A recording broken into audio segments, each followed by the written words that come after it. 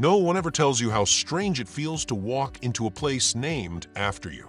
There was the faint echo of Elon Musk's name carved in titanium letters above the entrance of the new oncology wing at Dallas General Hospital, gleaming with the same sterile pride as the polished floors inside. The building smelled like fresh paint and quiet hope, and yet Elon, dressed in a plain gray jacket and jeans, felt wildly out of place, as if his presence was some sort of mistake. He didn't come for the cameras. In fact, he'd actively tried to avoid them. His assistant had practically wrestled him into agreeing to attend this ribbon-cutting ceremony. "Just 15 minutes, Elon," she had insisted that morning, waving a tablet with the day's schedule like a sword. "Say a few words, shake some hands, then we get out." Now, standing at the foot of a gleaming marble staircase, flanked by hospital executives with over-rehearsed smiles and perfectly clipped suits, Elon was beginning to wonder if even 15 minutes was too generous. A young nurse approached with a clipboard, bright-eyed and slightly breathless. "Mr. Musk, we're ready for you in the atrium. There's a small group of patients there who wanted to meet you." Elon gave a faint nod and followed her through a wide hallway lined with framed photos of construction progress, months reduced to snapshots and captions. He glanced at them without really seeing until they passed an open nurse's station and something caught his peripheral vision. It was just a file folder, unremarkable manila, labeled with a name in bold marker ink. But it stopped him cold. Scott John A. It was a name that punched him straight in the chest with the speed and cruelty of a flashback. Elon turned on his heel. "Can I?" he started, then caught himself. "Sorry, that name. Is he a patient here?" The nurse looked confused but nodded. "Yes, actually. Room 214. Came in last month. Advanced stage, unfortunately. You know him?" Elon didn't answer. Not really. His mind had already traveled far, rewinding decades, back to a dusty math classroom in Pretoria, South Africa, where a wiry boy with too much sarcasm and not enough discipline once shouted, "This equation is nonsense and I refuse to solve it unless it can get me a date." John Scott, his first real friend. The world around Elon seemed to blur. Polished marble, the click of shoes, the gentle beeping of machines beyond walls. All of it turned to white noise as he stood rooted in place. "I'll be right back," he mumbled, stepping away from the nurse and toward the elevator like a man possessed. "Room 214. He repeated it silently, over and over, as the elevator doors slid shut. Inside, he felt the air grow heavier, the oxygen thinner. It wasn't like him to be caught off guard. Elon Musk, the man who could quote orbital mechanics in his sleep, was now speechless because of a hospital room number. The elevator dinged. The hallway on the second floor was quieter, calmer, and smelled faintly of lemon disinfectant. He followed the numbers like a breadcrumb trail until he stood outside the room. He hesitated. Maybe this was a mistake.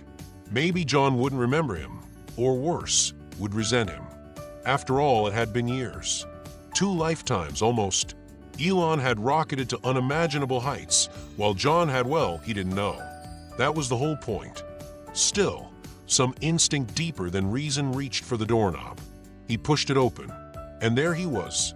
John Scott was lying on the bed, thinner than Elon remembered, bald from chemo, wearing a hospital gown and a Texas Rangers cap.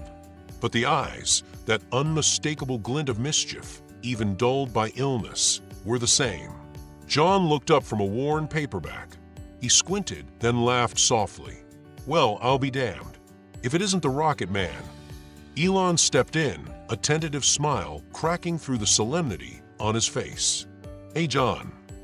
Did I hallucinate you, or are you actually here?" John asked, voice raspier than Elon expected. "I'm here," Elon said. "Wasn't expecting to be. I saw your name. Just had to come." John chuckled. "Leave it to you to show up at my worst moment. You always did have terrible timing." They both laughed awkwardly at first, then more naturally. Elon pulled a chair closer to bed and sat down. For a moment, neither of them spoke.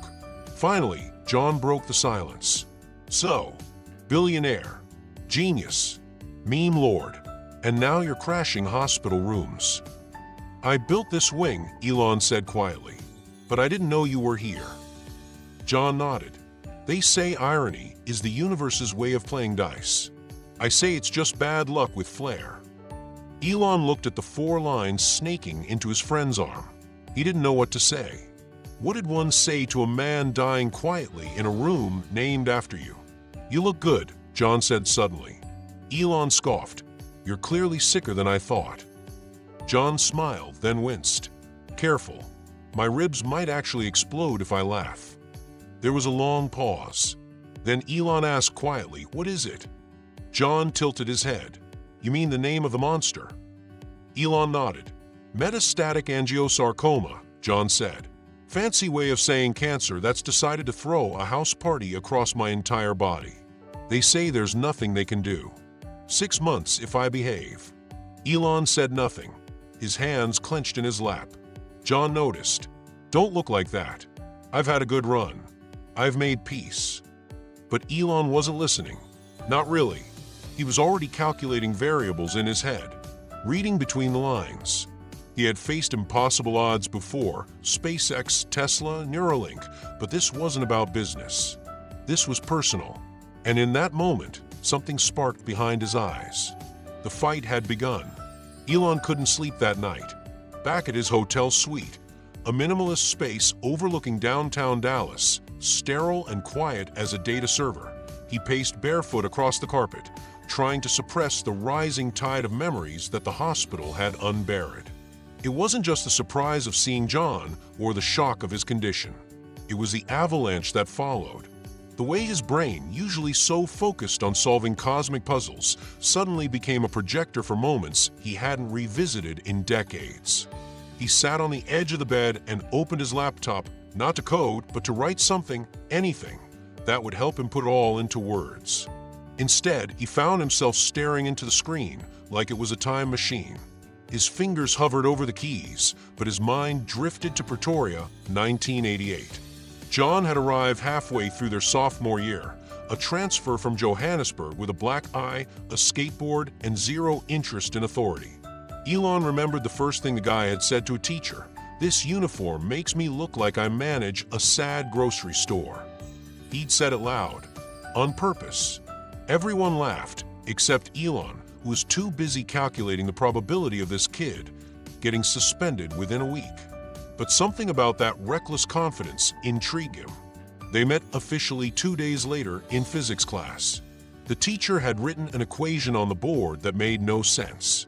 Elon raised his hand and began to explain why, pointing out that the vector orientation was off by 90 degrees and the answer derived from a formula would cause an imaginary object to travel backward in time. John, sitting in the back row with one leg propped on the desk, grinned. Cool. So the school's making us build time machines now. I'm in. The class laughed again. This time, Elon smirked. After class, John walked straight up to him. You're either a genius or the worst kind of lunatic. Elon shrugged.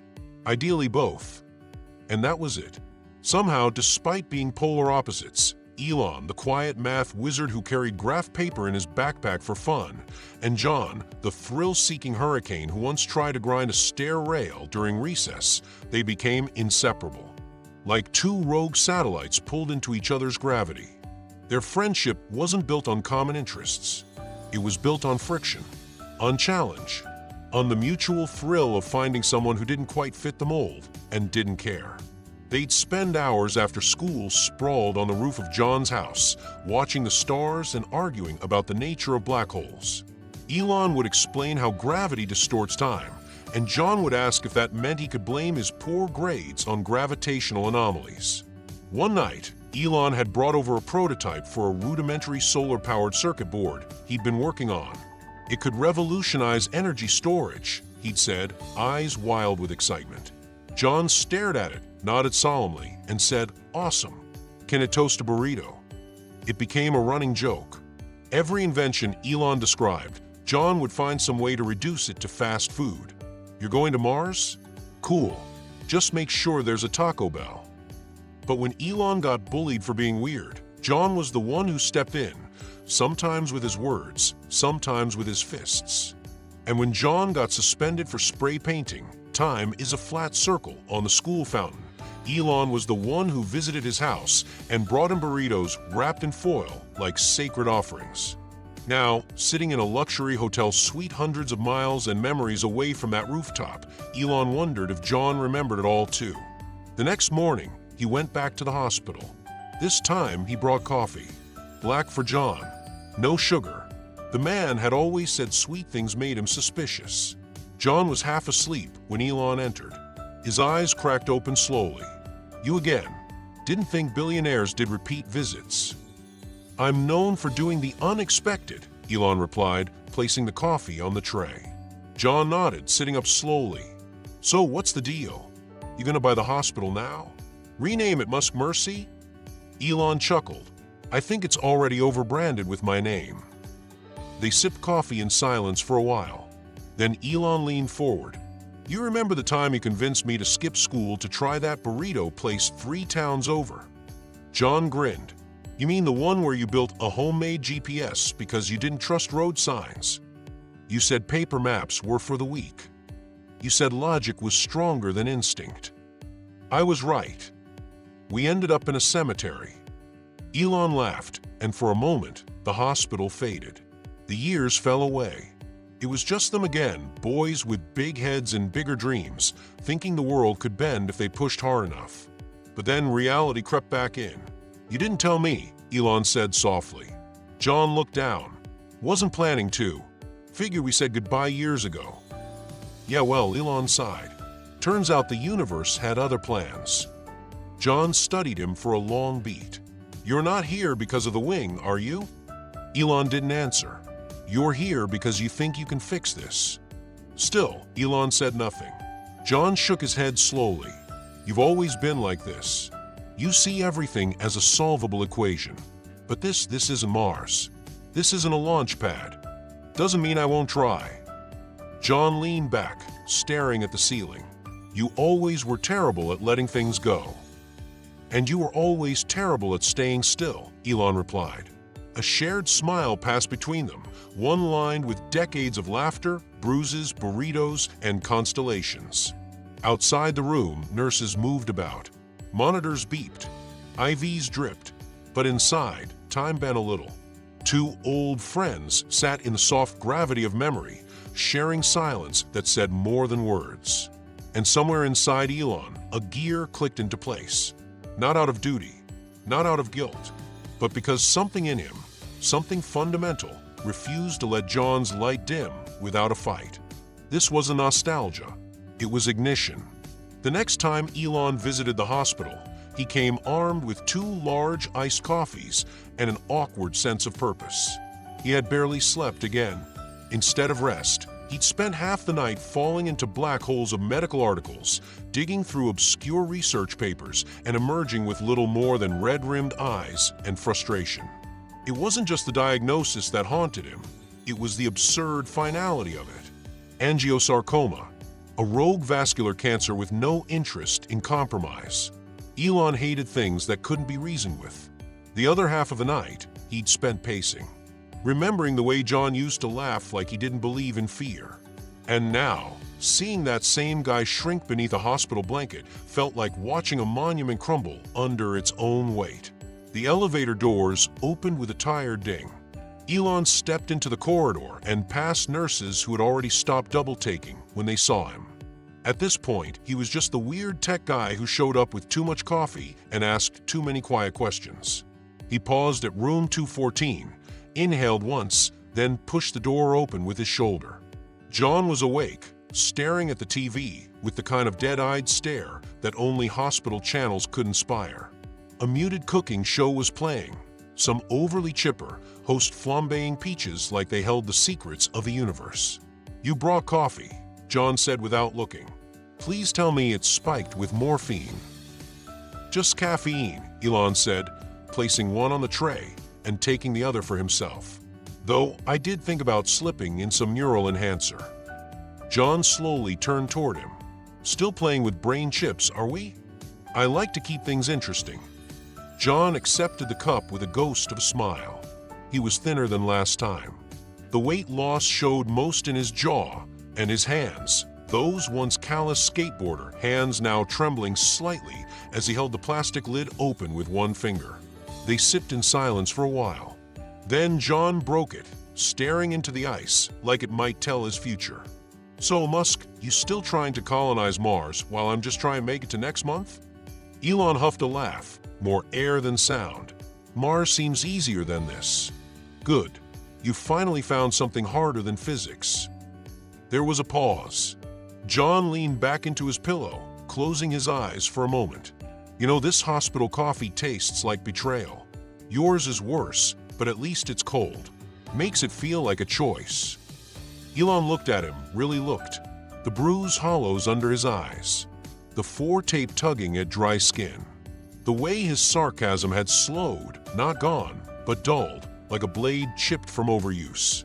"I've been reading up," Elon said finally. John groaned. "Here we go."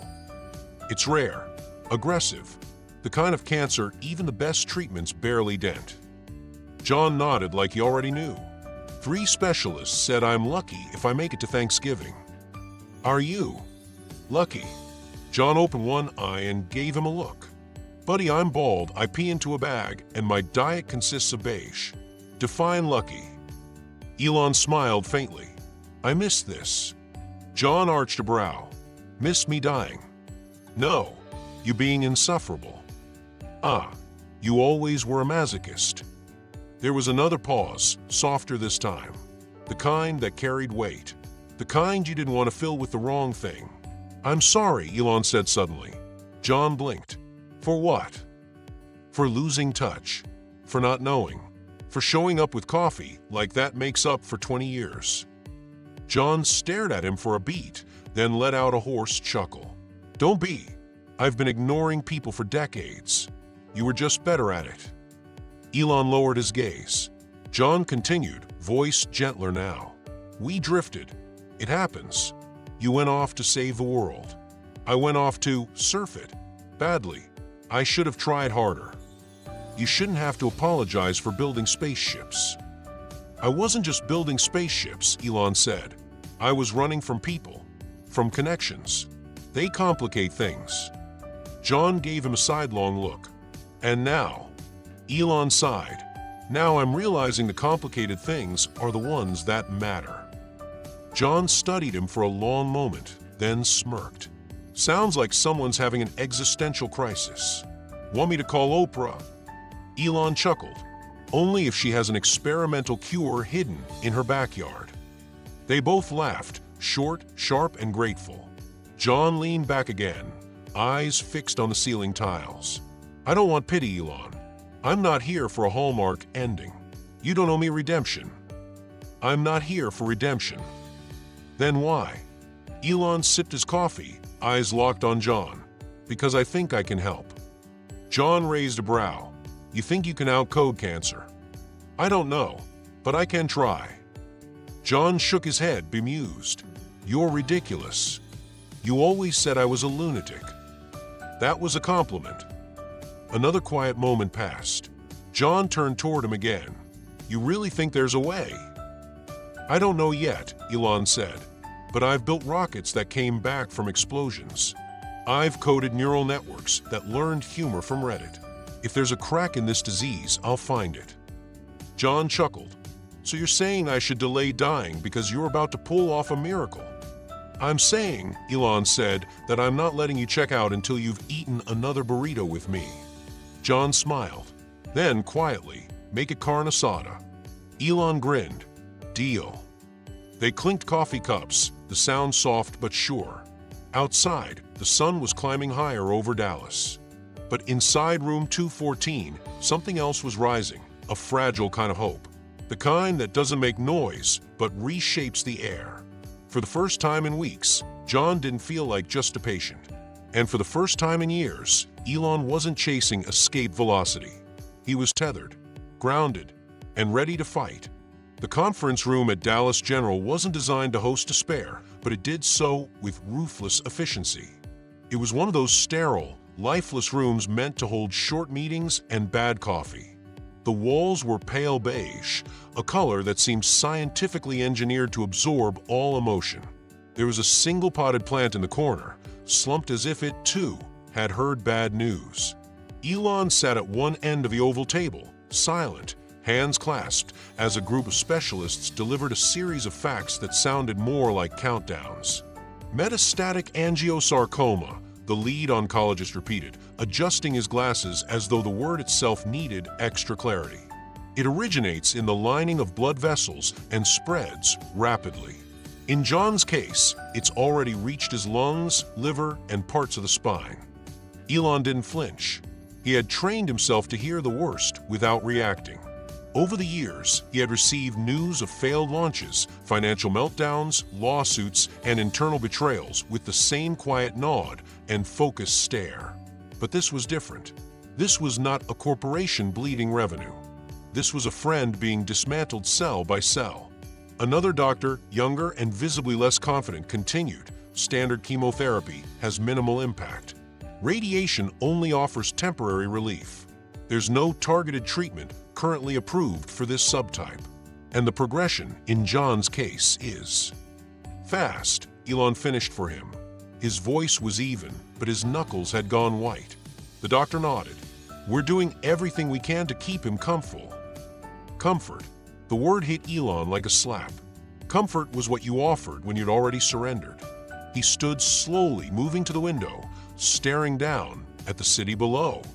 Dallas moved on in indifferent waves, cars crawling through intersections, lives being lived, ordinary tragedies unfolding without fanfare. It felt surreal to know someone he once climbed rooftops with was lying upstairs with weeks left to live, and no one outside that room even knew. Behind him, the doctors exchanged glances. "Mr. Musk," the lead oncologist said gently, "I know this is difficult, but we believe in transparency. It's only right you understand the reality." Elon turned, his expression unreadable. "And the reality is that you're out of options." A pause. "Yes," the man said. "We are." Elon nodded slowly. "Thank you." He left the room without another word. In the hospital courtyard, Elon sat on a bench in the shade of an overgrown sycamore tree.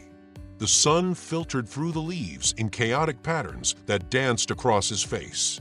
He stared ahead, unmoving, while birds chirped obliviously overhead. His mind raced like a faulty algorithm looping on itself. Every possible solution he'd trained himself to create, through code, through engines, through logic, sputtered and failed. This wasn't a server problem.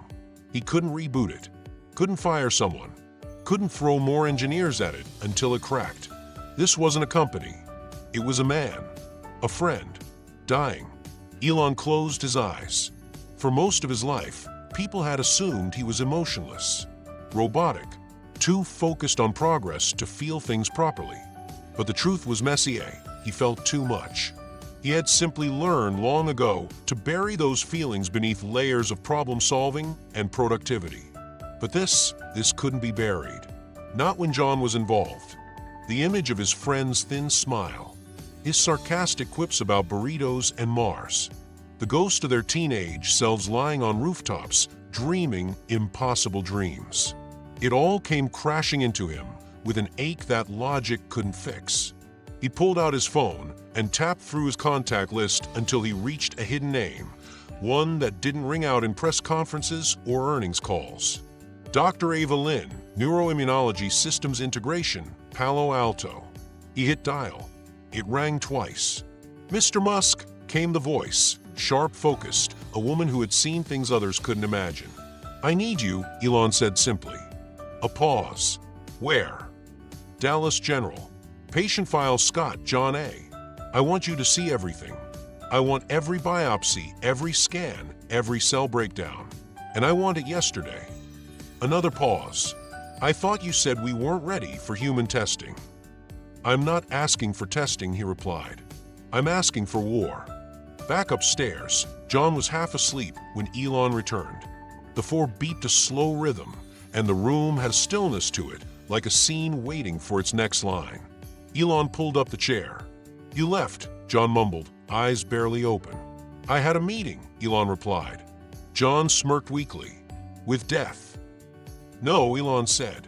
With someone smarter. John opened his eyes a little more. You think you're going to solve it, don't you? I don't know yet. John nodded. You always needed a challenge. This one's different. You mean it's human? Elon looked at him for a long moment. Yeah. There was a silence between them. Not awkward, just dense. Then John whispered, Elon, you don't have to fix me. I know, Elon said, but I have to try. John turned his head, smiling despite the pain. Just don't forget, I'm not a rocket. No, Elon replied. You're something harder. That night, back at the hotel, Elon didn't sleep again. Instead, he turned the lights off and stared at the ceiling, lit only by the glow of the city outside. In his hand was a tablet already filling with notes, diagrams of molecular structures, immune system mapping, mutation patterns. He was rewriting everything he thought he understood about mortality. And somewhere in the chaos of code and desperation, an idea flickered.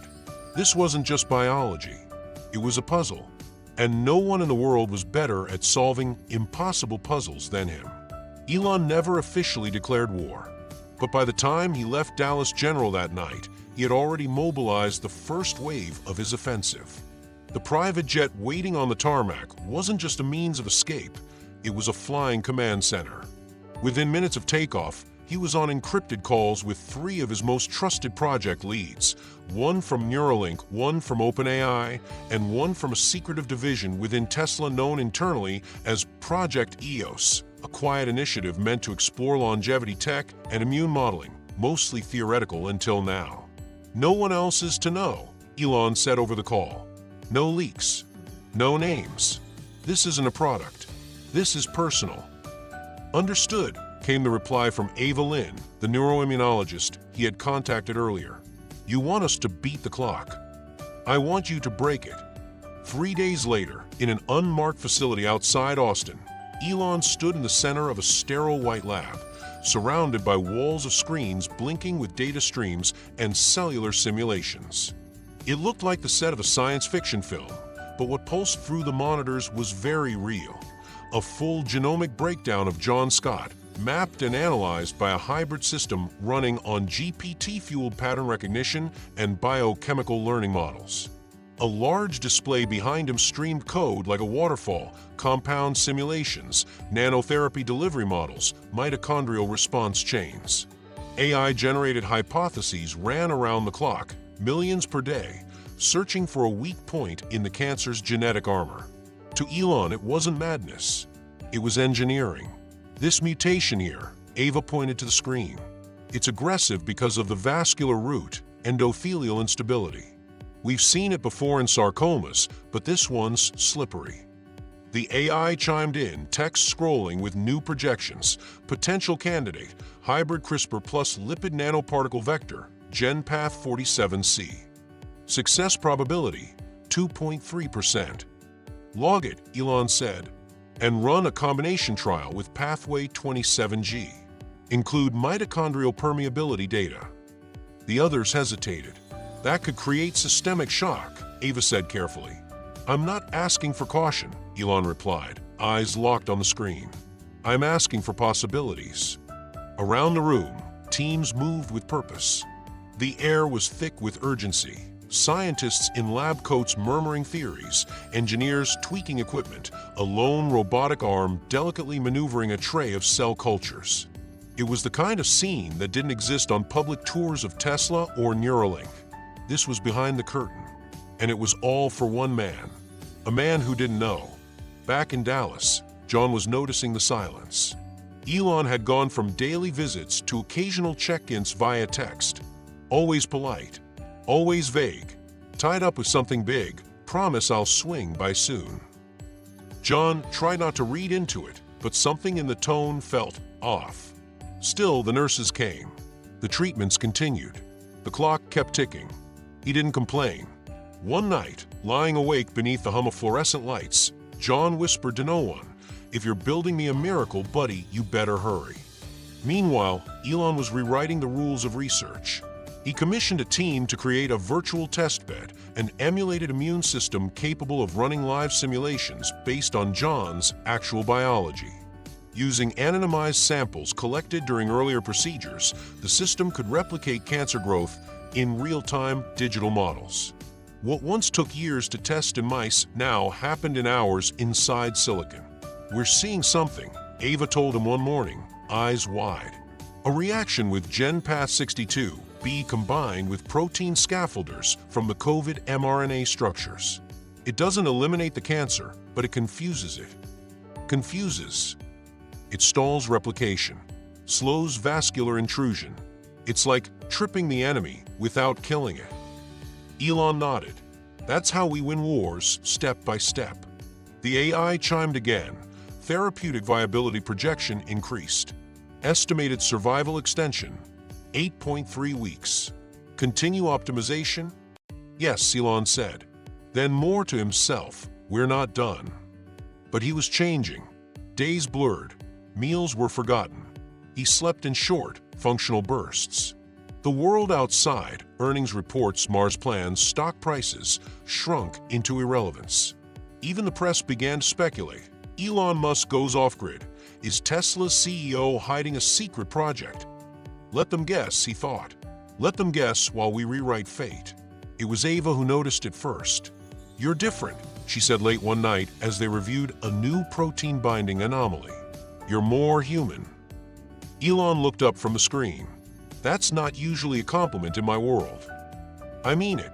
You're fighting like someone with something to lose." "I've lost people before. But not like this." He didn't answer.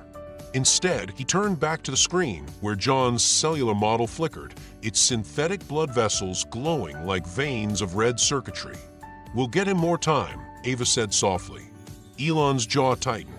"I don't want time. I want life." Back at the hospital, John sat by the window as the sun set, sipping weak tea and watching the sky darken over Dallas. He didn't know that hundreds of miles away, a room full of people were fighting for him like he was the last battle on Earth. He only knew Elon was distant, and he only hoped that whatever storm had taken his friend, it would lead to light. The breakthrough had a name, GenPath62B.9. For 5 straight days, Elon and the team had watched with cautious optimism as the simulations responded. Cellular replication slowed. Tumor mass reduced in 3 out of 4 models. One even showed a near halt in metastatic activity. It wasn't a cure, not yet, but it was traction. And for a diagnosis as merciless as angiosarcoma, traction was gold. They prepped the compound. A biochemical cocktail of gene-edited RNA paired with immune-enhancing proteins delivered through lipid nanocarriers. On a molecular level, it was poetry, a symphony of information, logic, and innovation.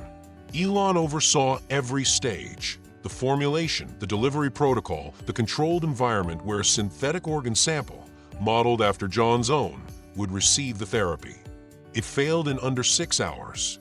Not slowly, not gracefully. It failed catastrophically. The synthetic sample experienced an immune storm. The digital models collapsed with system shock. Proteins misfolded. Vascular walls, instead of stabilizing, imploded in on themselves.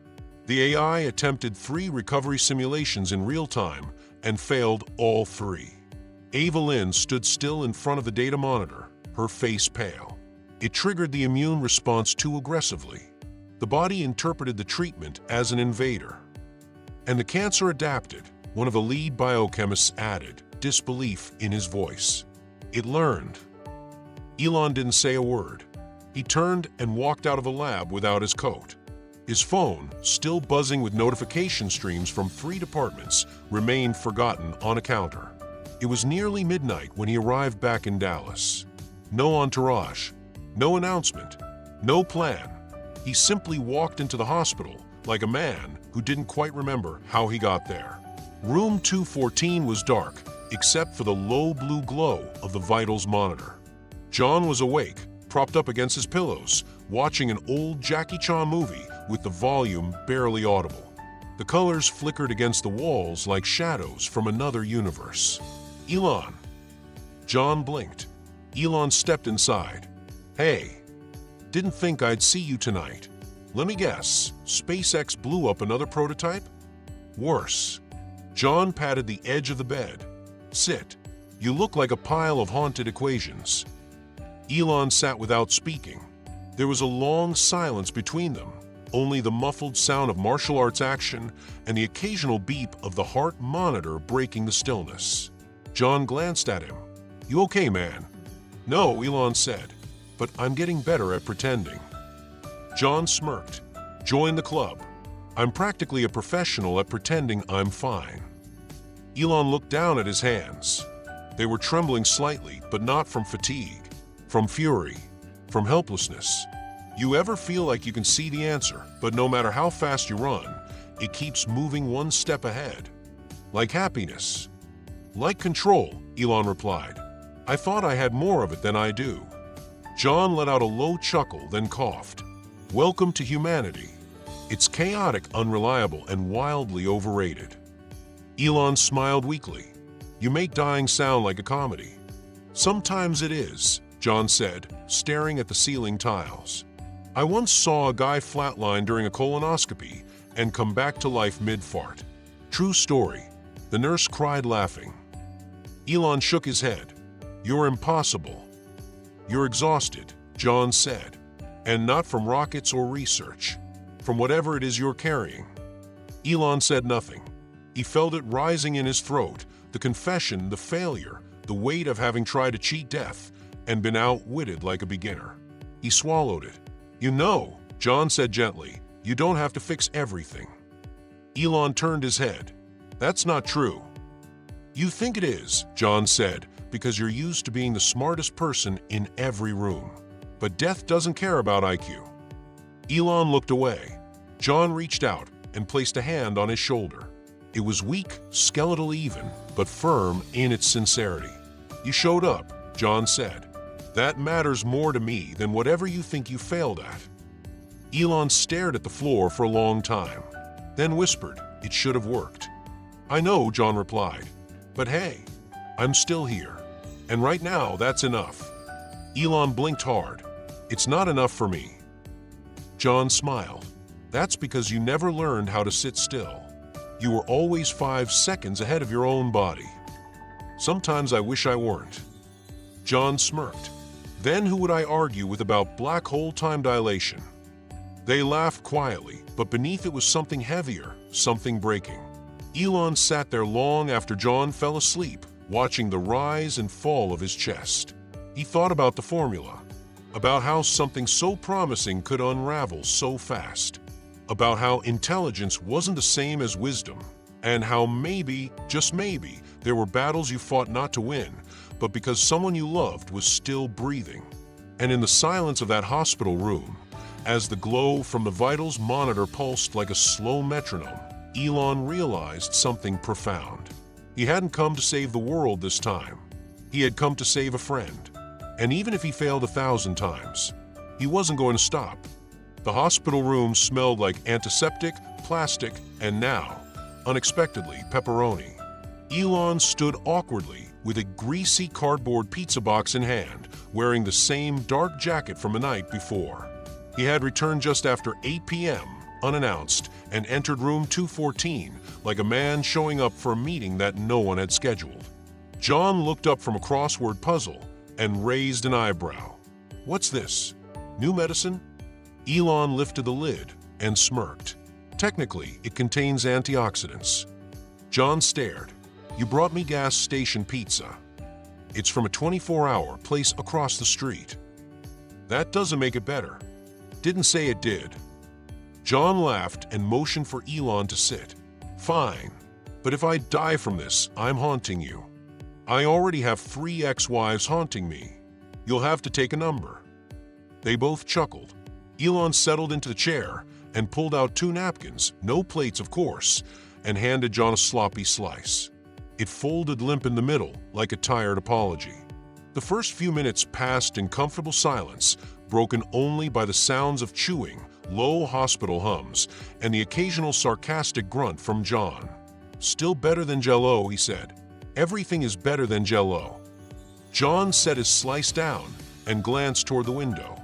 The blinds were half drawn, revealing the night sky outside, clear for once and pierced with stars. He gestured upward with a nod. "Still remember how you used to explain black holes to me on my roof?" he asked. "You said time slowed down near one. That if you hovered close enough, you'd see the entire future of the universe play out before your eyes." "I remember. I always thought that was the most terrifying thing you ever said." "Why?" John turned toward him, eyes quiet. "Because I think I'm starting to feel it. Like I'm near some kind of personal event horizon." Elon didn't speak. The words hit differently now. John leaned back and let out a tired breath. "It's strange. The closer you get to the end, the less you fear it. It's not dramatic like the movies. No thunder, no epiphanies. It's just quiet, like a library at night." "You sound okay with it," Elon said softly. "I'm not," John replied, "but I'm used to the idea now." He took another bite of pizza, chewed slowly. "You learn things being this close to the edge," he said. "You learn which memories matter. You learn that no one really knows what they're doing, especially the ones who look like they do. And you learn that love sticks. Even after people leave, it hangs around." Elon stared at him, visibly absorbing every word. "I've spent my whole life trying to build the future," Elon said. "But I don't know if I've ever really understood the present." "Because you're always racing time," John said. "Maybe, or maybe I'm just scared of it." John smiled, not unkindly.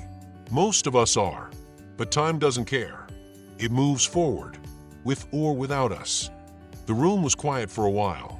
Then John reached over to the nightstand and pulled out a small, worn book. He handed it to Elon.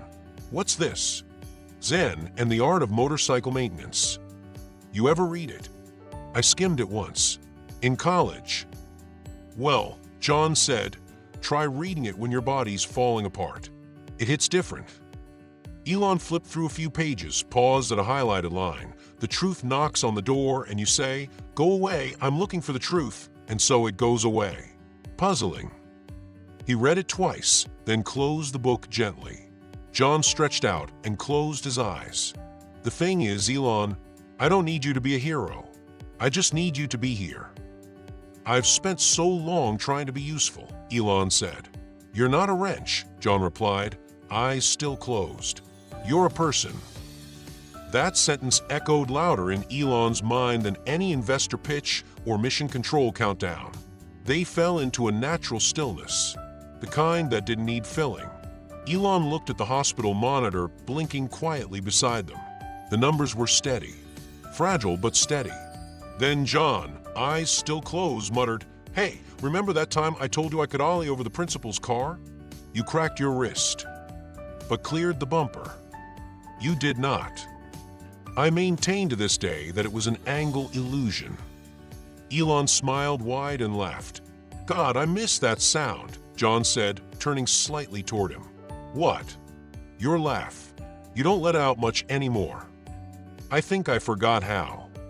"Well, let's make a habit again," John said, "while we've got time." Elon didn't answer right away. Then, deal. Hours passed. They talked about things they hadn't in years, girls they almost dated, teachers they swore hated them, books they never returned to the library. John eventually drifted off, the kind of sleep that looks lighter than it is, as if he were just resting one eye. Elon didn't leave. He sat in the chair beside him, holding the old paperback and watching the stars outside grow brighter with the deepening night. That evening didn't involve formulas or genetic trials. No AI breakthroughs. No simulations. Just two old friends talking about everything and nothing in the small hours when the world is quiet enough to hear truth arrive. And for the first time, Elon didn't feel like a failure. He felt human. The shift didn't begin with a breakthrough. It began with a question. 2 days after Elon and John shared cold pizza and late-night philosophy, Elon returned to the Austin lab with a strange stillness about him. Not the kind born from exhaustion or frustration, but something deeper. He wasn't trying to outsmart the disease anymore. He was trying to understand it. Why is John's cancer fighting harder than the models suggest? He asked, standing at the center of the lab, eyes fixed on a data stream of immune responses on the big screen. It's adapting faster than our projections. Our AI can't keep up. It's like something else is at play. Ava Lynn stepped forward. You think we missed a genetic factor? No, Elon said. I think we missed a human one. He gestured to the simulation. John's immune system rendered in glowing tendrils of data, his biomarkers fluctuating like tides. What if we're not just looking at biology? What if we're looking at emotion embedded in biology? The room went quiet. You're suggesting emotional states are altering his disease progression in real time, one researcher asked, incredulous. I'm suggesting, Elon replied, that maybe we've been underestimating the body's response to despair, or hope, or fear. What if emotion is the hidden variable? It sounded unscientific, almost mystical, but the more they dug, the more the numbers backed it up. Over the next 48 hours, the AI, now running on a hybrid cognition model Elon dubbed ON, began ingesting not just clinical data, but biometric feedback from John's psychological states, heart rate variability during laughter, cortisol levels after difficult conversations, neural patterns during quiet moments with Elon. What emerged wasn't a cure, but a pattern. The cancer's aggression wasn't consistent. It surged during moments of isolation and emotional numbness. It slowed, measurably, after meaningful connection, during visits from Elon, during laughter, during nights like the one with the pizza. I'm not saying love is medicine, Ava said, reviewing the data. But something in John's brain is communicating with his body at a scale we never thought to quantify. And ON is listening, Elon said, eyes focused. That's what makes this different. Back at the hospital, John noticed a change in Elon. It wasn't dramatic. It was subtle. He lingered longer, asked deeper questions, listened more than he spoke. When John joked, Elon didn't just smirk, he felt it. And John could tell. You're different, John said one evening, as the two of them sat watching the muted glow of a news broadcast neither of them cared about. I've been learning, Elon said. Learning what? That your body listens to what you feel. John tilted his head. That's pretty poetic for a guy who codes reality.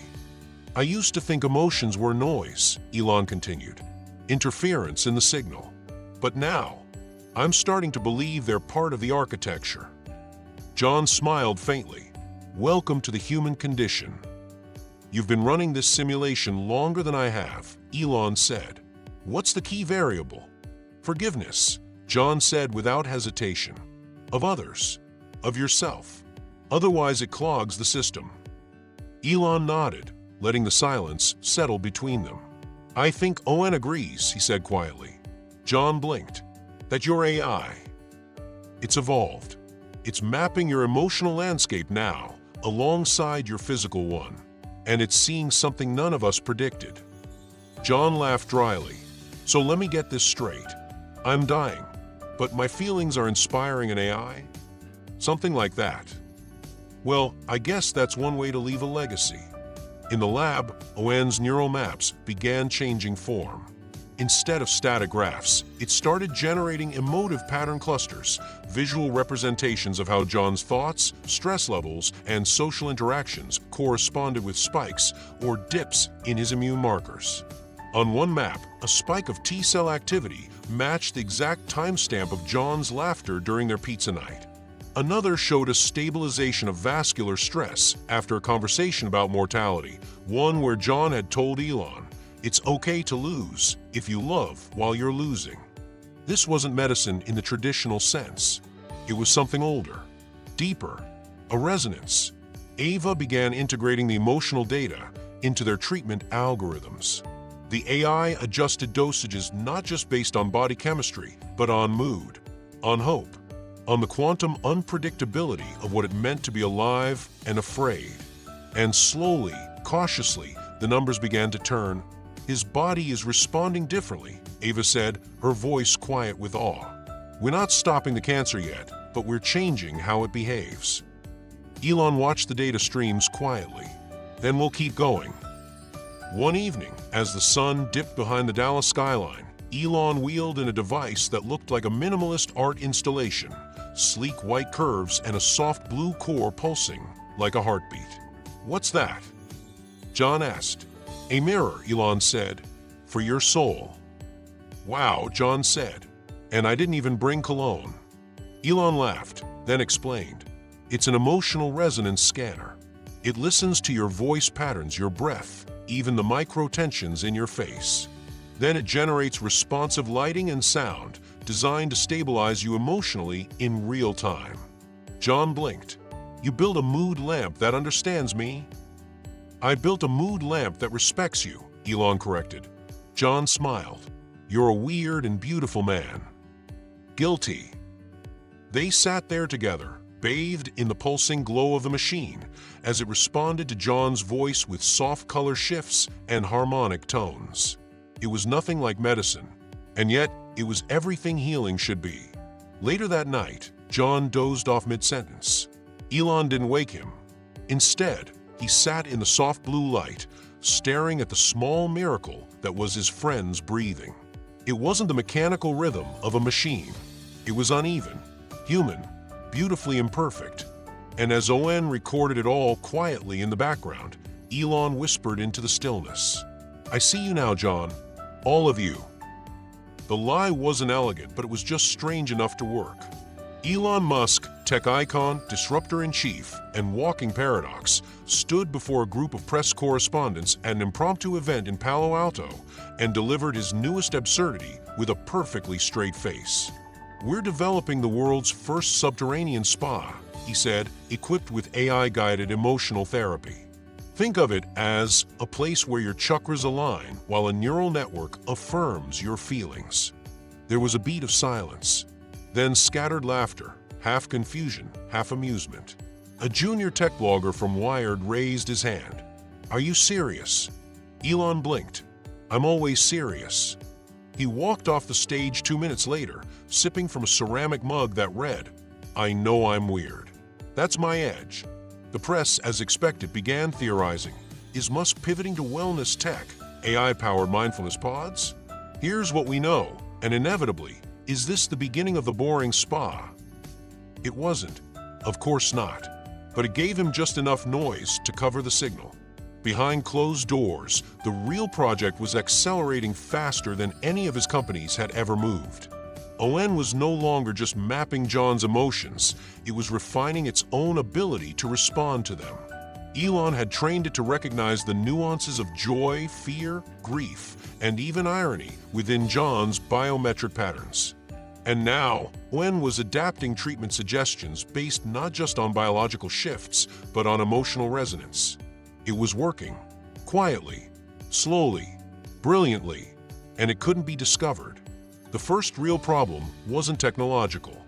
It was human. Her name was Iris Valenti, and she had the curiosity of a crow and the bite of a buzzsaw. An investigative journalist for an independent tech outlet called Pulseline, she had made a career out of poking holes in PR narratives. She wasn't flashy, but she was relentless. And she had noticed something no one else had. Massive cross-departmental resource movements at Neuralink. Budget anomalies in boring company logistics.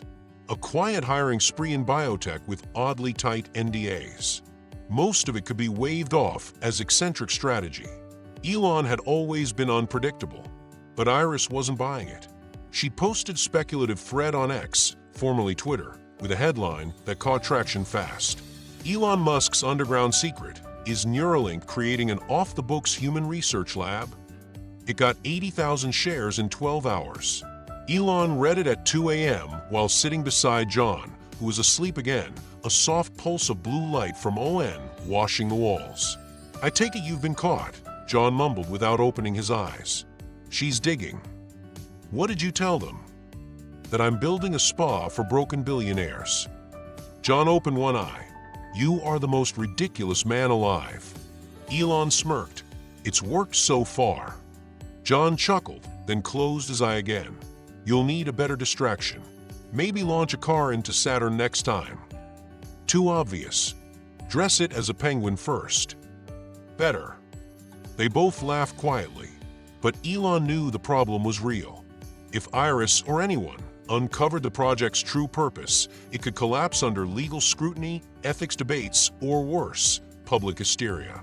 He wasn't running trials on volunteers. He was designing a treatment algorithm around one man, one very sick man. If the media painted it as elitist experimentation or medical overreach, it would be over. So he called a meeting. At the Austin lab, Ava Lynn paced in front of the screen as Elon laid out the threat. "She's good," he said. "Thorough. Too smart to throw off with buzzwords. We need decoys. We need noise." Ava leaned against the table. "How far are you willing to go?" "Farther than I've ever gone." They worked overnight. One team was instructed to begin building mock blueprints for an emotional wellness dome beneath Las Vegas. A second team created an AI that would simulate chatter among fake startup founders about a new project called Thermobloom, a biofeedback wellness blanket with no actual product. It spread like wildfire on Reddit and Hacker News. Meanwhile, Iris kept digging. She filed a FOIA request for records related to Neuralink's shipping contracts. She staked out the Boring Company's Austin site for 3 nights in a row.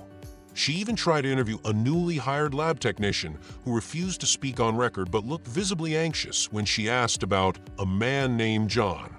Elon caught the report that night and closed his laptop slowly. She was getting too close. He called her. "Iris," he said when she answered. "It's Elon." A pause. "Seriously, I like to know who's writing about me. Are you going to confirm or deny the existence of your secret medical lab? I'm going to invite you to the spa." "What? You've been curious. Come see it. The emotional reintegration facility. We just added eucalyptus diffusers." "You're joking." "Am I?" She was quiet. "I'll come. But if this is a PR stunt, I wouldn't waste your time." He hung up before she could respond. A week later, Iris walked through a heavily staged version of the spa beneath an old Tesla warehouse in Nevada. It had sleek walls, colored lights, and scripted actors pretending to be wellness clients receiving AI-guided breathing therapy. She took photos, touched the furniture, raised an eyebrow at a robotic koi pond. She left unimpressed, but uncertain. "Maybe," she wrote later, "Musk is just weirder than we thought." Elon exhaled for the first time in days. Camouflage held. For now. That night back in Dallas, Elon sat beside John and handed him a printed copy of Iris's article. John read the headline out loud. "Musk's AI spa is just as bizarre as it sounds." He burst out laughing. "You're a lunatic." "You're welcome." John folded the paper and looked at Elon. "Why are you doing all this?" Elon's smile faded into something more honest. "Because I believe in you," he said. "And I don't want to save your body without honoring your story." John nodded, emotion swelling in his tired eyes. "I think the story's getting good," he whispered. Elon leaned back and smiled. "Just wait for the twist." The formula didn't come with a bang. It arrived like dawn, slow, steady, inevitable. GenPath 93Q. A string of nucleotides buried within billions of permutations, hidden in the folds of probability, suddenly lit up across ON's neural net like constellations in a night sky. It wasn't just promising, it was different. The compound didn't attack the cancer. It reprogrammed it. Where other sequences triggered immune overreactions or cellular instability, 93Q altered vascular expression itself. The tumors stopped replicating. The digital blood vessels held. Tissues began to mimic the behavior of healthy cells. In simulation, John's synthetic profile stabilized for the first time in over 200 consecutive tests. Elon didn't speak at first when Ava showed him the results. He simply stared at the glowing screen, his hands trembling slightly as he scrolled through the comparative data. The date flashed in the corner. August 17th, 3:43 a.m. "This is it," Ava whispered, not daring to believe it out loud. "We found the key." Elon stepped back from the display like he was afraid to breathe on it. It was working, but the moment was short-lived. "We need human trials," Ava added. Elon nodded. We need approval. Elon didn't nod this time. We need time. And that was the problem. John didn't have it. The lab fell into a whirlwind of preparation. 93Q was synthesized under ultra-sterile protocols, tested against more aggressive cell strains, validated across synthetic analogs. Every indicator held steady. No cytokine storms. No systemic collapse. It worked with John's genome profile like it had been made for it. Because in many ways it had, but that precision came with danger. This therapy was tailored to him, Ava said in the war room later that day. We can't extrapolate how it'll behave in other people. We're not talking about other people, Elon replied. We're talking about John. Yes, but what if this becomes public? If people see you cured one man and demand it for everyone else, without testing, without safeguards. We don't go public, Elon cut in. We do this quietly. One dose, one man. But even that's a risk, she said. This might work now, but we've seen therapies backfire after days or weeks. You want to give him something that could, what? Trigger genetic collapse 5 months later? Elon looked her dead in the eye. If you were dying, would you want the chance? Ava didn't answer. Neither did anyone else in the room. Because everyone knew the truth. This wasn't science anymore. It was faith. Back in Dallas, Elon sat beside John's bed once more, watching his friend drift in and out of sleep. John looked more fragile than ever, his skin pale, voice softer. But his eyes, when they opened, still held that same rebellious glint. You're back, John whispered. Always, Elon said, pulling up the chair. You look different. I'm tired. No, you're scared. Elon paused. I might be. That's new, John smiled weakly. I like it. There was silence.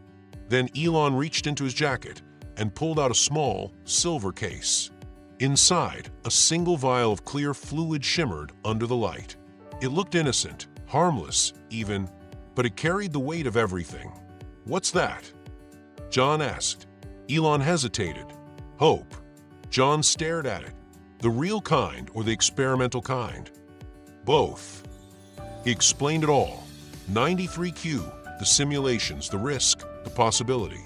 He didn't sugarcoat the uncertainty. He didn't promise a miracle. When he finished, John said nothing for a long time. Then, what happens if it fails? Then we go back to bad pizza and philosophy. And if it works? Elon looked him in the eyes. Then we write a new ending. John smiled slowly. That's the best pitch you've ever given. So, I'm in, John said, voice clear now. But under one condition. Anything. If I grow a third eye, I want it to blink in Morse code. Elon laughed, harder than he had in weeks. You're impossible. Statistically accurate. That night, in a controlled environment with medical staff on standby and ON monitoring every variable in real time, John received the first human dose of GenPath 93Q. Nothing happened at first. Then, 27 minutes later, his vitals stabilized. The first sign of change came at the cellular level. Markers in his blood began to shift. Not rapidly, but consistently. As if his body was being retrained instead of fought. Ava stared at the monitors, eyes wide. This shouldn't be happening this fast. It is, Elon said. For the next 6 hours, John remained stable. No seizures. No spikes, no pain. By morning, his appetite returned. He asked for scrambled eggs. Elon had never been so happy to hear someone order hospital food. But not all was calm. Behind the scenes, the ethical tide was rising. News of Elon's reclusive behavior and resource shifts had reached regulators. A confidential email thread from an anonymous insider began circulating among biotech forums, suggesting that a secret gene therapy trial was underway, unsanctioned and unmonitored. It hadn't leaked yet, but it would, and Elon knew it. He sat on a bench outside John's hospital room, watching dawn spill over the Dallas skyline. He should have felt relief, but instead he felt, wait, because if he'd saved John, what now? Would others demand it? Would they understand the risk? Would they weaponize it? Would they forgive him if it went wrong? Ava joined him, coffee in hand. "You did it," she said softly. "I'm not sure if that's the victory or the problem," he replied. "Sometimes hope costs something. I just hope the price isn't paid by someone else." She sat beside him, quiet. And in that silence, the world shifted again, because now Elon Musk wasn't just carrying a cure. He was carrying a question. And questions, he knew, were the most powerful and dangerous tools in the universe. The change wasn't dramatic. It didn't come with fanfare or miraculous awakenings. No orchestral swells, no triumphant headlines. It came quietly, like a needle on a compass twitching ever so slightly, pointing to a new direction. 3 days after John received the dose of GenPath 93Q, his resting heart rate stabilized. His liver enzymes, once wildly erratic, began to normalize. White blood cell counts held firm. The doctors at Dallas General, who had grown used to watching decline in slow motion, now hovered outside his door whispering terms like remission indicators and immunological alignment. But John didn't know any of that. He knew only that, for the first time in weeks, he could breathe without his chest feeling like it was filled with broken glass. He could laugh without a cough cutting him short. He could sleep through the night without waking in pain. He even asked for coffee, not decaf, and a croissant which he devoured with a grin that made the nurse tear up and excuse herself from a room. "Something's different," John said aloud that morning, staring at his trembling hands as if they were suddenly unfamiliar. "You're responding well," Dr. Alvarez, the head oncologist, said with cautious optimism. "We're still evaluating, but your numbers are unexpected." Unexpected like a miracle, or unexpected like a statistical glitch? Alvarez smiled. "Let's call it promising and wait for the rest to catch up."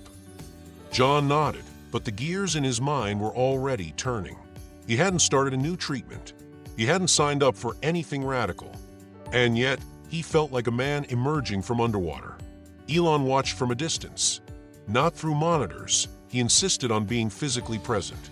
Sometimes seated in the corridor with a laptop open on his knees, other times leaning silently against the doorframe of the observation room, eyes narrowed, not in skepticism, but reverence. He refused to call it a success. Too early, too fragile, too personal. Ava updated him twice daily. GenPath 93Q was not only holding, it was adjusting in real time. Guided by ON, the compound was learning from John's internal environment and modifying its structure ever so slightly to avoid immune rejection. It was a dance between biology and intelligence, a quiet collaboration between the organic and the artificial. "It's working," Ava said, stunned. But Elon didn't smile. "Not until he walks out of here," he muttered. She studied him carefully.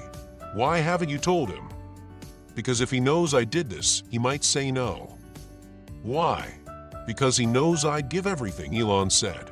"And he hates being the reason I do." Ava was silent. He wasn't wrong. John's strength returned in curious increments. He cracked jokes without sounding breathless. He walked slowly but unassisted from the bed to the window and stood there for nearly 10 minutes just watching the city move. He made the nurses play jazz instead of hospital elevator music. And one afternoon, he even FaceTimed an old friend and said the words, "I think I'm getting better," for the first time. But the questions loomed. Where was this recovery coming from? Why now? He began quietly asking around.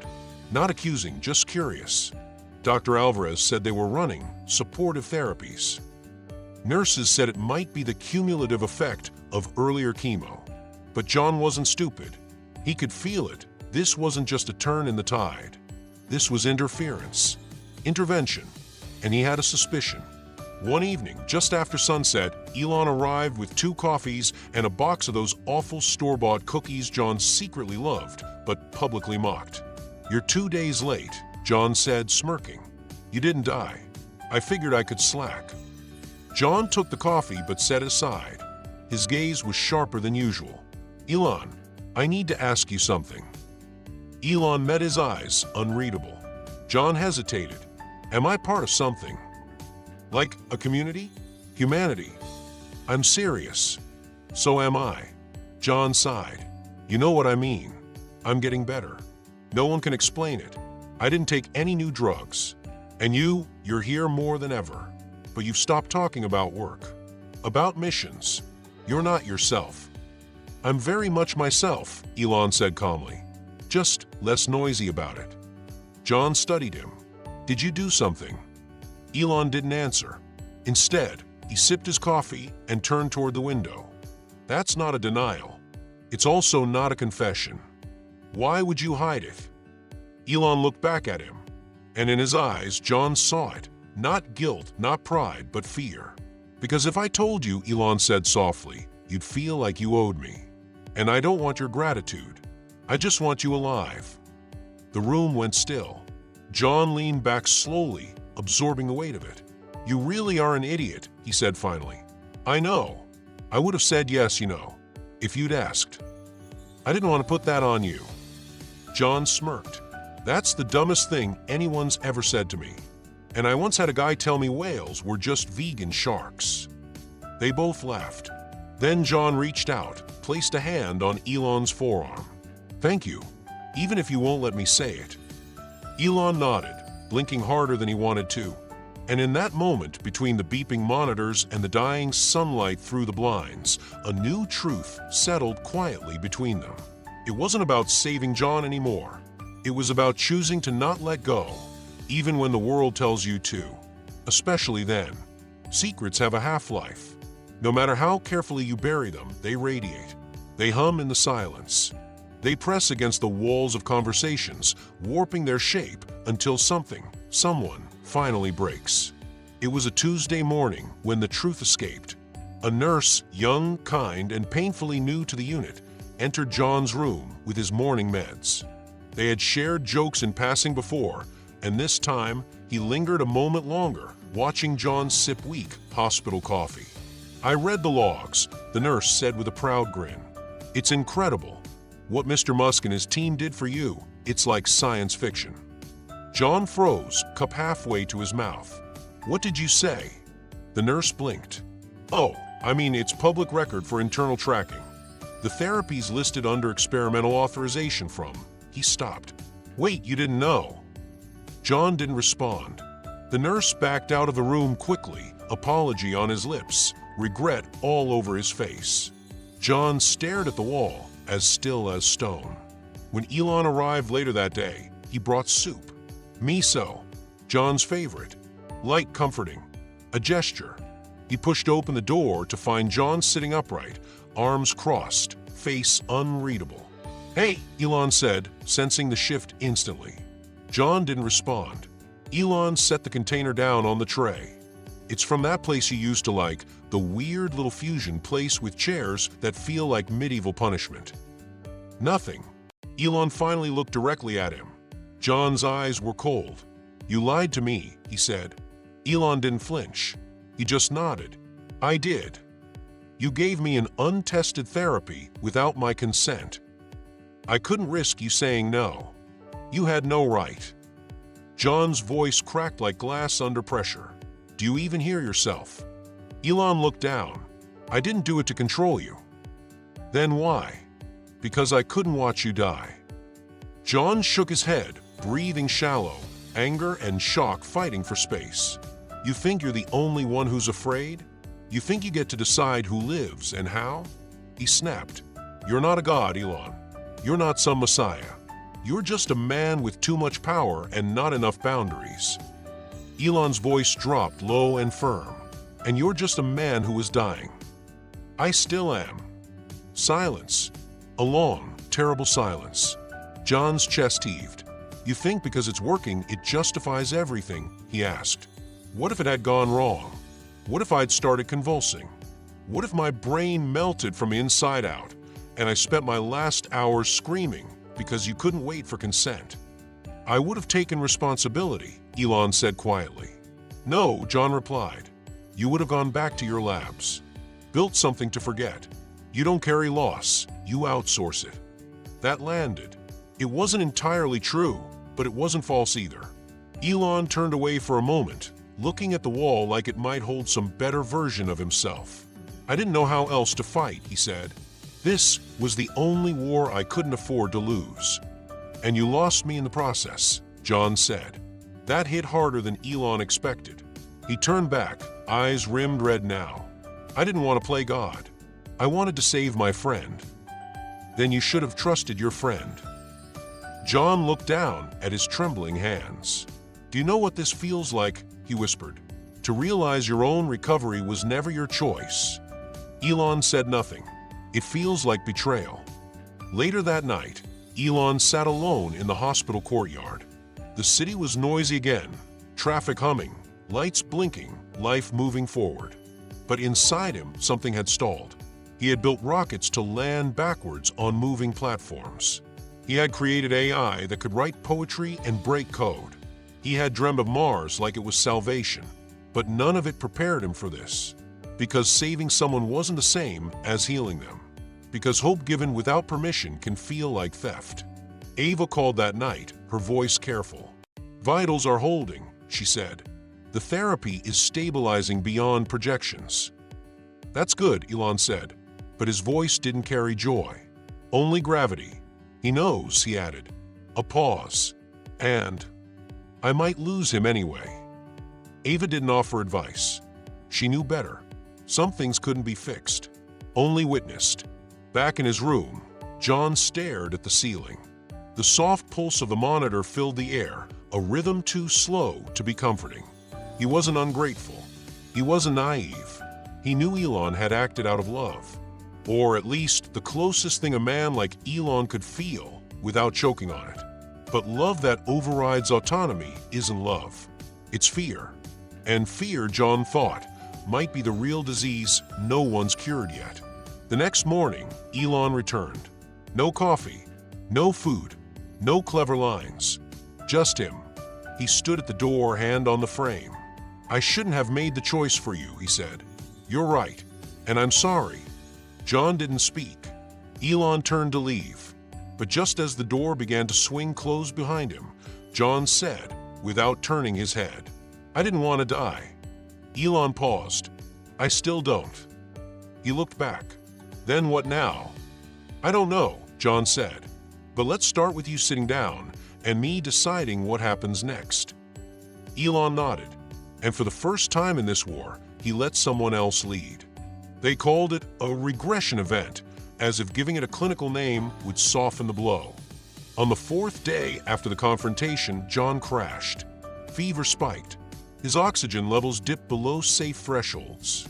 Pain returned like an old debt collector, and the nurses scrambled to stabilize him as monitors screamed and staff filled the room like a tidal wave. Elon wasn't there when it began. He was in the lab, poring over ON's latest molecular readouts, chasing invisible threads in the genetic soup that was 93Q. The AI had flagged a microadaptation in John's lymphatic system, a subtle change, barely perceptible in early simulations, but was enough to throw the algorithm off balance. When Elon got the call, he didn't speak. He just ran. By the time he arrived at Dallas General, the worst had passed, but John lay pale and quiet, drenched in sweat, as if his body had waged war against itself and barely survived. Elon stood outside the room, hands clenched in his pockets, watching through the glass. His face, usually unreadable, now betrayed a quiet storm. He stabilized 2 hours ago, Dr. Alvarez said softly behind him. We managed to bring him back, but he's weak. You should prepare him for the possibility that the therapy has limits. Elon nodded, never taking his eyes off John. He'd prepared rockets for re-entry, satellites for deep space failure, and companies for hostile takeovers. But preparing a friend for death? No, there was no code for that. The next day, Elon didn't bring coffee. He didn't bring data. He didn't bring hope in a vial or explanations in a chart. He brought a photograph. He slipped quietly into room 214, where John lay half awake, face turned toward the window. Hey, Elon said, his voice low. John blinked. So, still not dead. Not on my watch. John gave the faintest smirk. Elon sat down and held out the photo. It was old, creased and faded, the edges curled from time and Texas heat. In it, two teenage boys stood grinning on a patch of desert asphalt, one holding a skateboard, the other a calculator, both dressed like they'd lost a bet with the 80s. Behind them was a hand-painted sign that read, "Future Base Camp, Humanity Starts Here."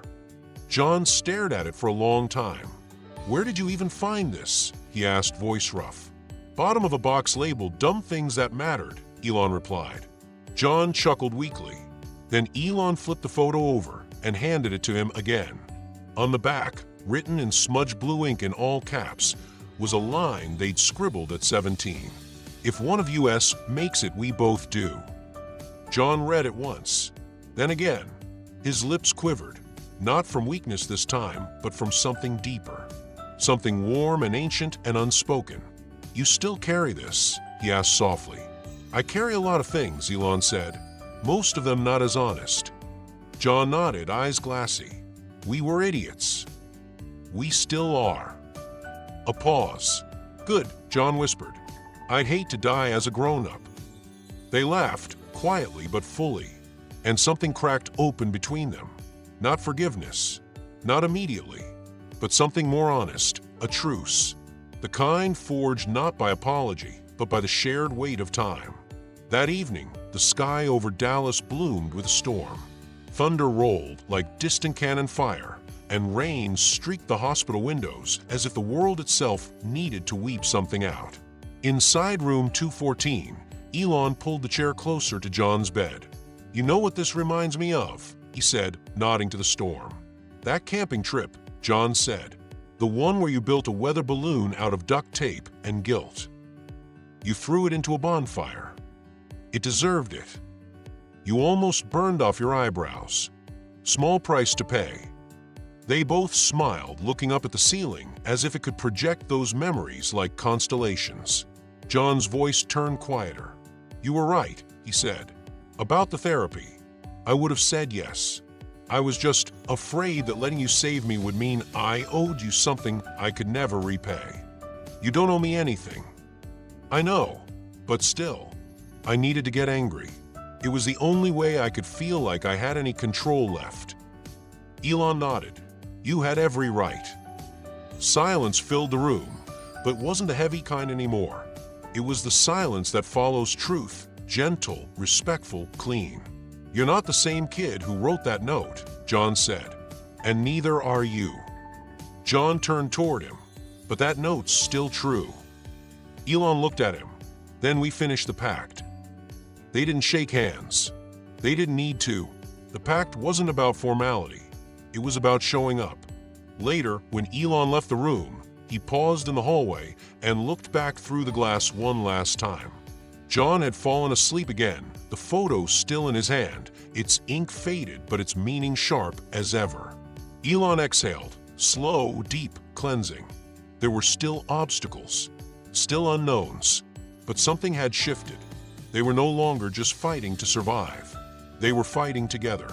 And that Elon knew now was the only kind of survival that ever really mattered. No one rang bells.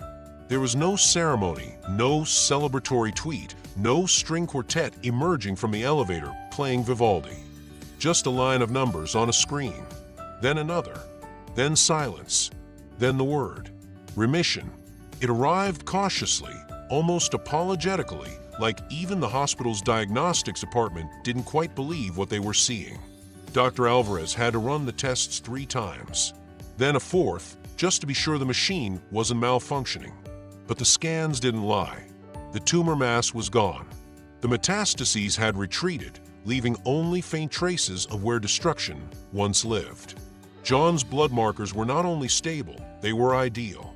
His immune system had harmonized with 93Q like it was written into his DNA from birth.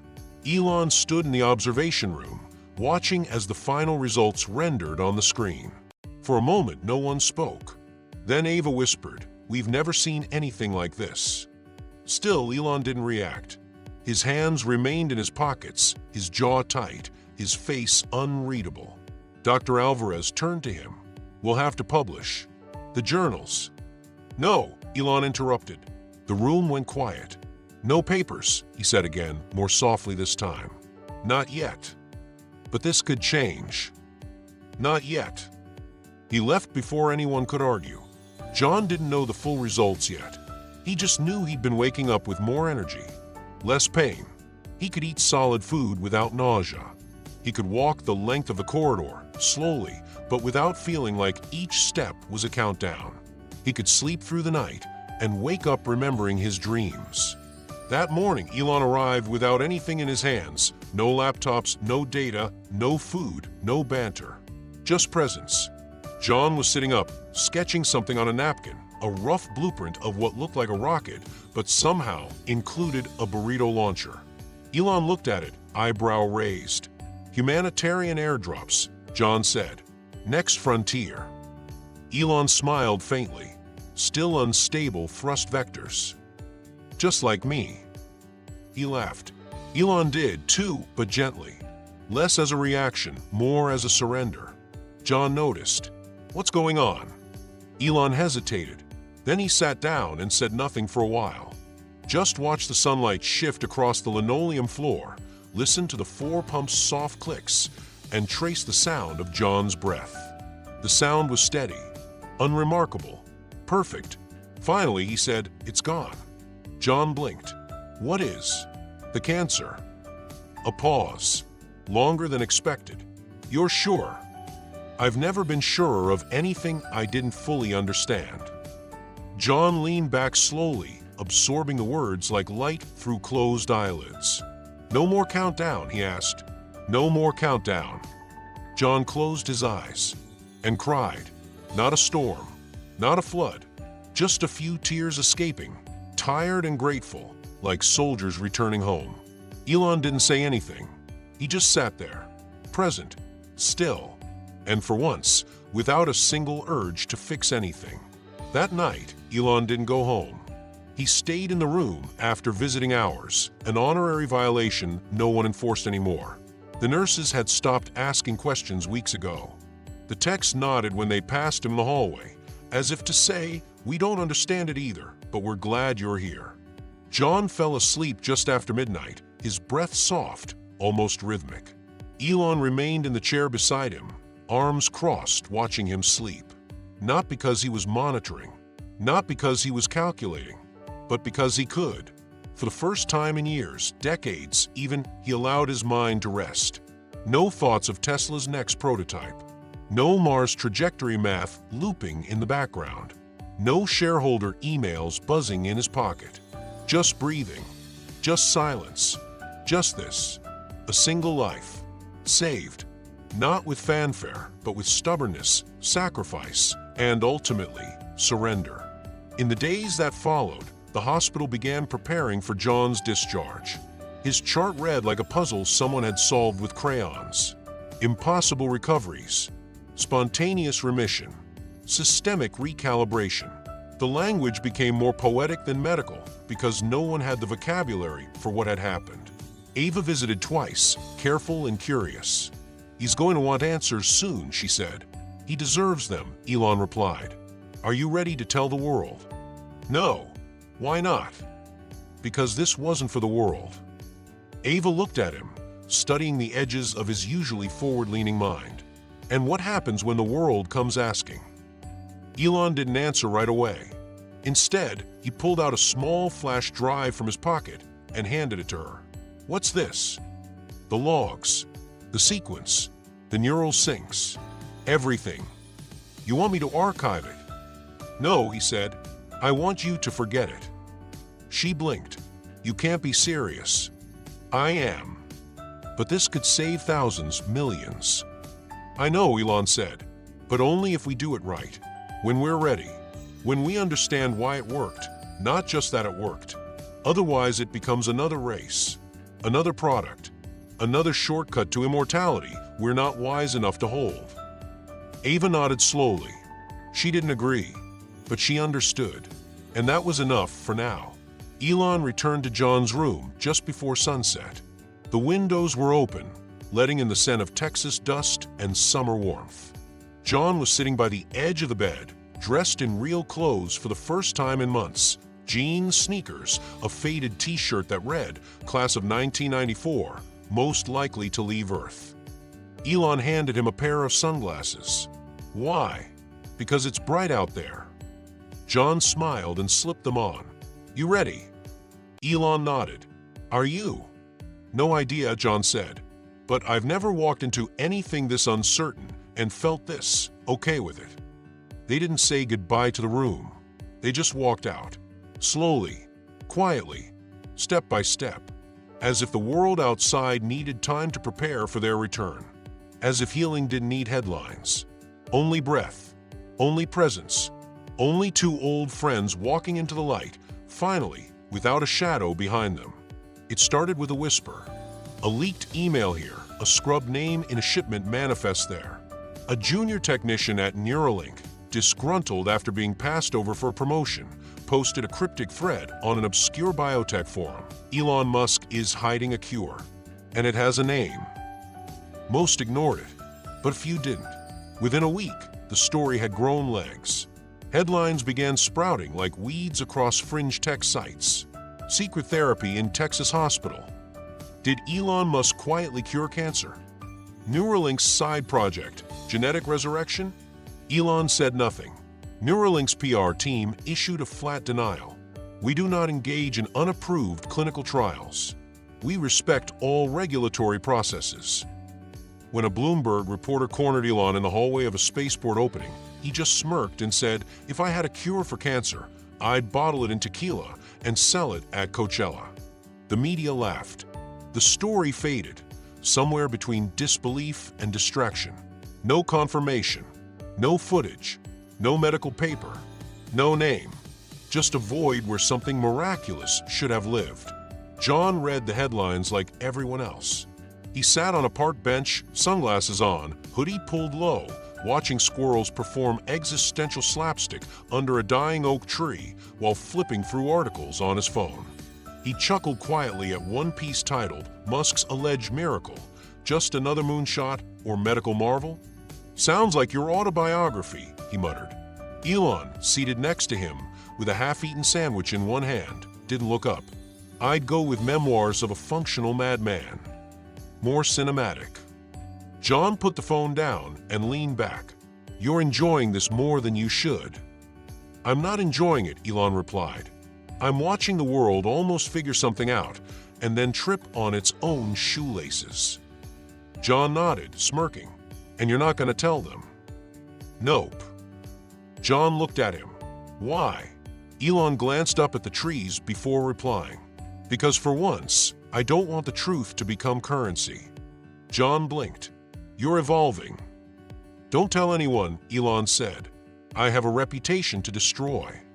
They both laughed, and for a moment it felt like they were back in high school again. Two kids with wild dreams and no roadmap, just sitting under the Texas sun, talking about what-ifs. Only now the what-ifs had names and consequences. Every week they met in the park. No cameras, no assistants, no scripts. Just long walks under wide skies, conversations that ping-pong between absurd, profound, and profane. They debated time travel paradoxes, argued over who would win in a fight, Batman or Nikola Tesla, drew schematics for a taco delivery drone, shared moments that didn't need to be photographed to be real. The world still spun around them.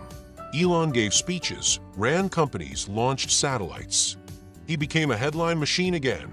Tesla's new model, SpaceX's next mission.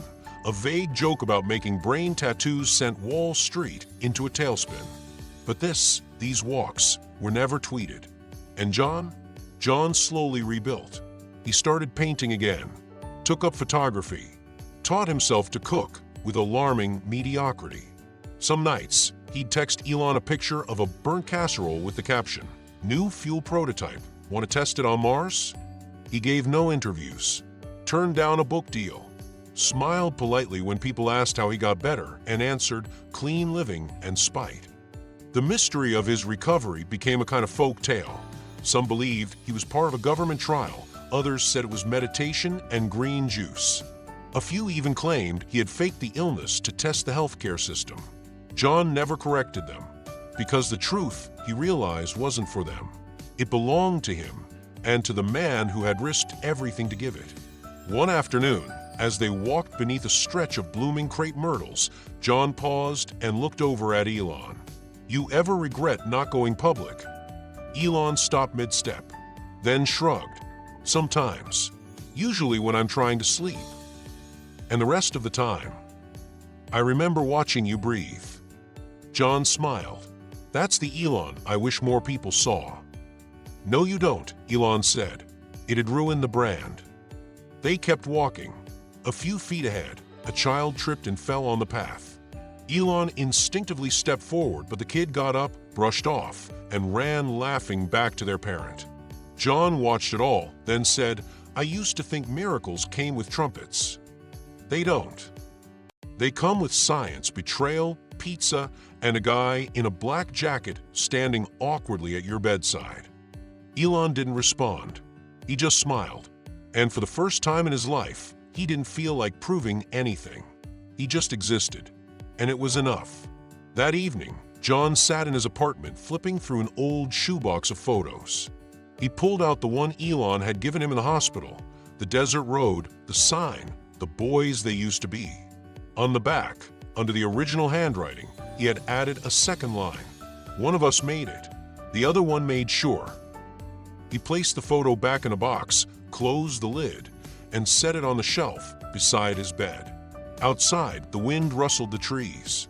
And in homes, offices, and labs across the world, people still speculated, still searched, still tried to piece together the puzzle they couldn't see. But they never would. Because the real story, the one that mattered, never left the park bench. It simply walked forward, one quiet step at a time. The book appeared on a Tuesday. No advance press. No author tour. No loud announcements across media channels. Just a matte black cover, a simple title in white block font, Edge Walking, by J.S. Teller. No photo, no blurb, just 3 short lines beneath the title. What we survive, what we bury, what we whisper through fire. Elon didn't notice it at first. He wasn't browsing for it. He wasn't even supposed to be in that part of town. He had slipped into the bookstore on a whim, dodging the paparazzi waiting outside a nearby AI summit. He ducked through the back entrance, hoodie up, sunglasses on, pretending to be nobody in particular. He was halfway through the aisle labeled philosophy/biography/other fictions when his eyes snagged on the stark cover. Something about the simplicity, something about the weight of the design. He picked it up, opened it, page 197, and froze. For the one who reinvented death without applause. "You know who you are. I kept my promise." Elon stared at the words.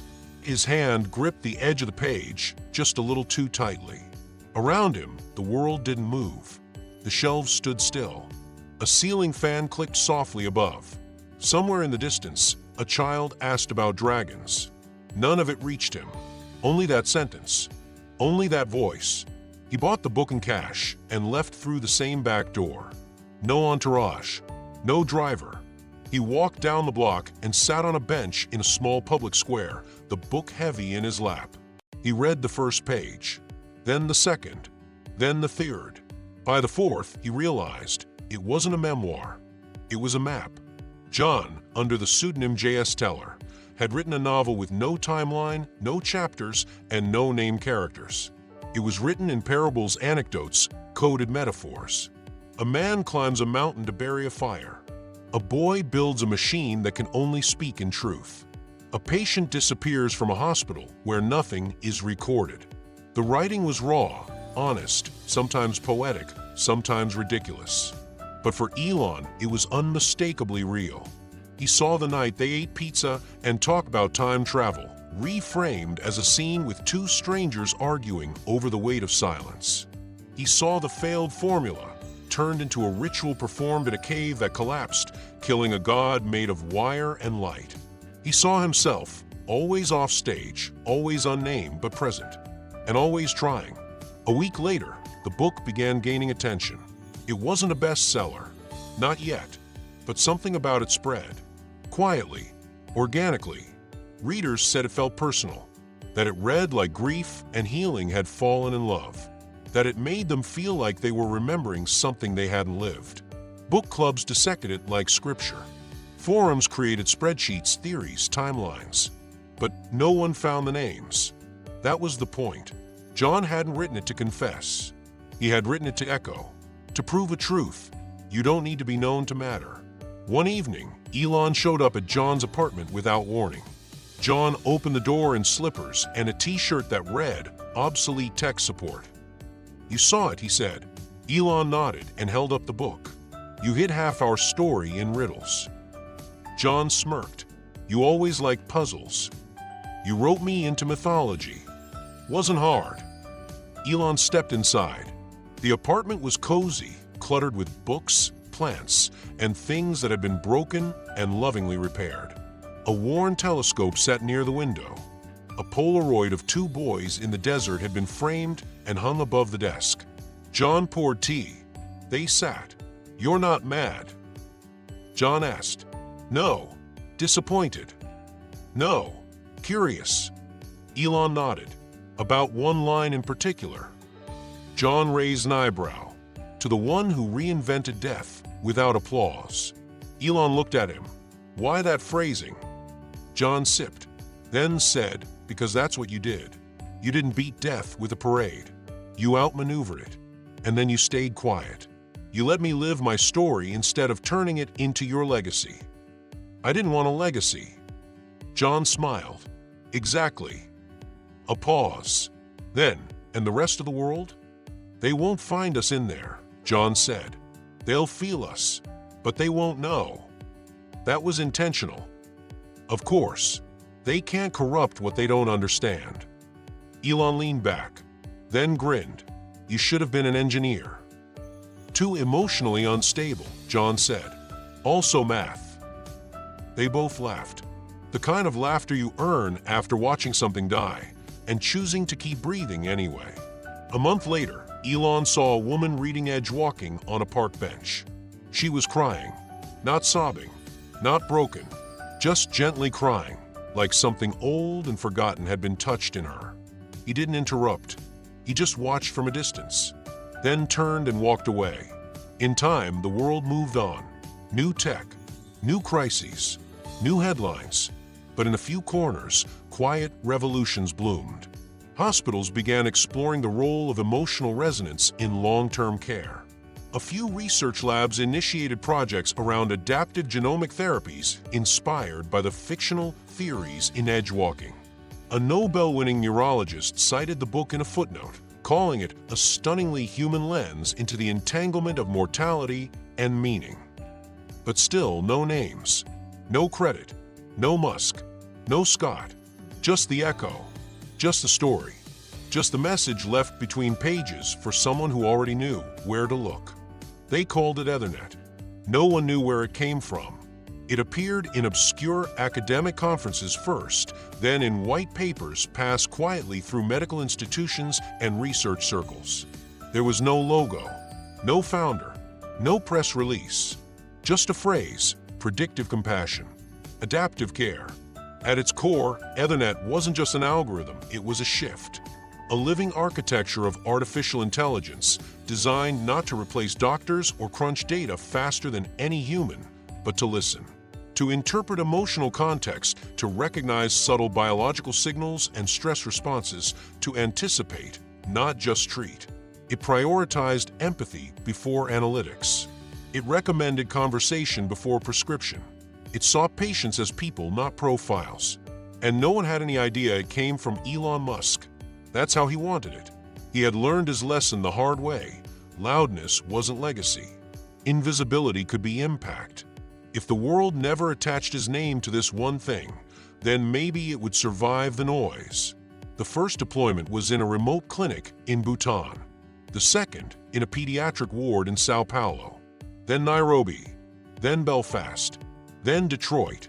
Within 3 years, mortality rates dropped in measurable clusters.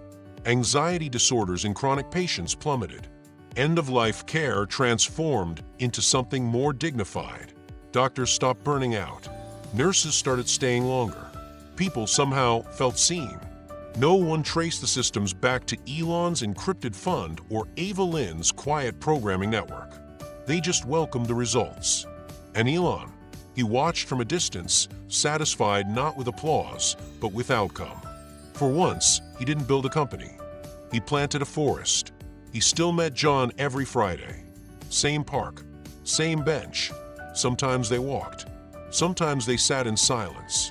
Other times they debated absurdities, whether pigeons had a class system or whether black holes could hold bad memories. On one of those afternoons, the sky turning orange behind a row of oak trees, John took a small envelope out of his jacket and handed it to Elon. "What's this?" "Closure." Elon opened it. Inside was a note, handwritten and dated from over a year ago. It read, "If you're reading this, it worked. And I knew it would. And yes, I knew all along you gave me the therapy. I let you think I didn't because I needed you to stop being a god for a second and just be my friend. You did. That saved us both." Elon read it twice, then a third time, then folded it and placed it back inside the envelope with careful hands. "You knew," he said, looking over at John. "Of course I knew. You leave clues like they're candy wrappers." Elon let out a slow breath, somewhere between a laugh and a sigh. "Why didn't you say anything?" "Because you needed to feel the cost. You needed to carry it. Not like a burden, but like something real. You could have made it easier. You could have made it faster. But you didn't." They both went quiet. The wind passed through the trees like it had somewhere more important to be. Then John added, "You're better when you're human, not when you're a headline." Elon nodded. "I know that now. You still eat like an astronaut. You still talk like a fortune cookie." They laughed, and the years of tension, fear, and unspoken truths dissolved into something lighter than forgiveness, acceptance. In time, Ethernet began receiving awards, none of which Elon attended. The system was open-sourced, managed by an anonymous foundation. Medical schools began teaching it. Patients began requesting it. The phrase "compassion first AI" entered the global lexicon. Elon watched it all quietly, walking the corridors of the future he had helped build, not as its architect, but as its janitor, sweeping the path clear for others. He never released a memoir. He never revealed the photograph from the hospital. He never published the files that could make him a god. Instead, he kept one small framed image on a shelf above his desk, two teenagers, one with a skateboard, the other with a calculator, standing under a sign that read, "Future Base Camp, humanity starts here." Beneath it, in fine pen, he had added a second line, "We made it." And maybe that's the real twist. That sometimes the greatest impact isn't built in factories or launched into space or live-streamed from a press conference. Sometimes it's silent. Sometimes it's anonymous. Sometimes it's two stubborn boys who never stop believing in each other. And the only thing louder than death is the decision to live. Now it's your turn. If this story moved you, made you reflect, or simply made you smile, we'd love to hear from you. Comment below with the city or town you're watching from, and tell us which moment in this journey hit you the hardest. Let's keep this conversation going, because maybe, just maybe, compassion begins with listening. We'll see you in the next story.